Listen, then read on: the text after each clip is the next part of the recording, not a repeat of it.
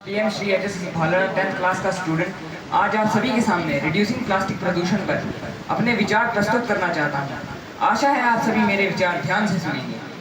आज हम यहाँ एक ऐसे गंभीर विषय पर चर्चा करने के लिए एकत्रित हुए हैं जो हमारी धरती के लिए बड़ा खतरा बन चुका है, प्लास्टिक प्रदूषण। प्लास्टिक जिसे हमने अपनी सुविधा के लिए बनाया था, आज वही हमारी जान का बहुत बड़ा दुश्मन बन गया है। हम बाजार जाते हैं तो प्लास्टिक की थैली लाते हैं, पानी पीते हैं तो प्लास्टिक की बोतल का इस्तेमाल करते हैं। लेकिन क्या हमने कभी ये सोचा है कि हमारे द्वारा फेंका गया ये छोटा सा टुकड़ा धरती पर हजारों सालों तक रहकर कितना जहर घोलता है? आज मैं यहाँ आपको भाषण देने नहीं, आपकी आंखों के ऊपर से पर्दा हटाने आया हूँ।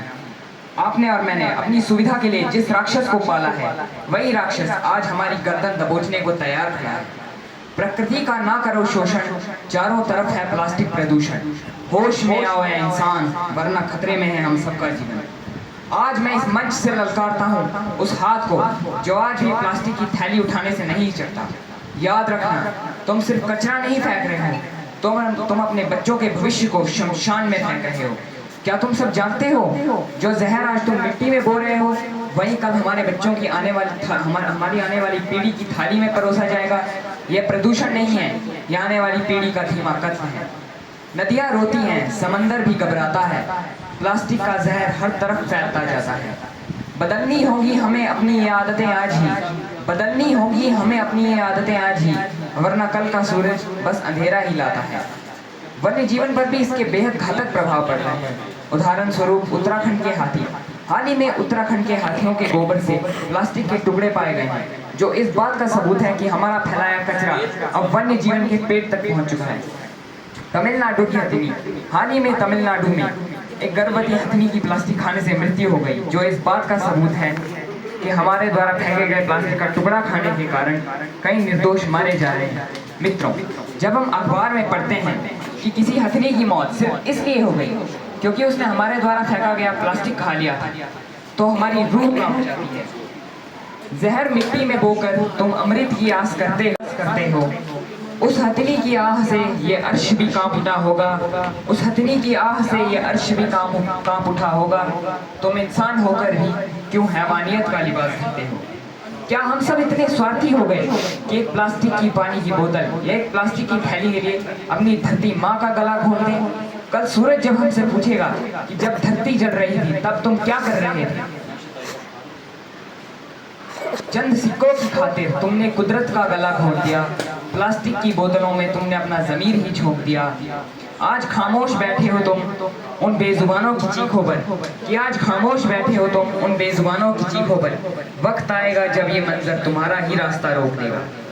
आज समंदर प्लास्टिक उगल रहा है, जानवर तड़प रहे हैं और हम बस चुपचाप खड़े तमाशा देख रहे हैं। शर्म आती है मुझे उस इंसानियत पर जो बेजुबानों की मौतों पर चुपचाप बैठकर बस तमाशा देख रही है।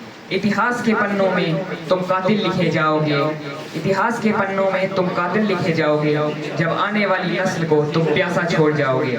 मत पूछना कल सूरज से कि ये आग कहाँ से आई है, मत पूछना कल सूरज से कि ये आग कहाँ से आई है। ये तुम्हारे फैलाए प्लास्टिक की खौफनाक परछाई है।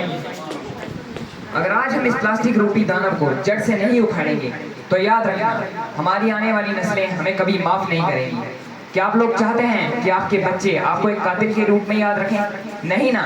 तो उठिए मेरे साथ, उठिए और चलिए प्लास्टिक के विरुद्ध जंग छेड़ने और एक दूसरे के मरे हुए ज़मीर को जगाने। ज़मीर जिनका मर चुका है उन्हें हम जगाएंगे, ज़मीर जिनका मर चुका है उन्हें हम जगाएंगे। प्लास्टिक के इस दानव को हम जड़ से मिटाएंगे। मत परखो हमारे सब्र को, ये जंग बार पार की होगी। मत परखो हमारे सब्र को, ये जंग बार पार की होगी। या तो ये धरती बचेगी या फिर ये इंसानियत की हार होगी।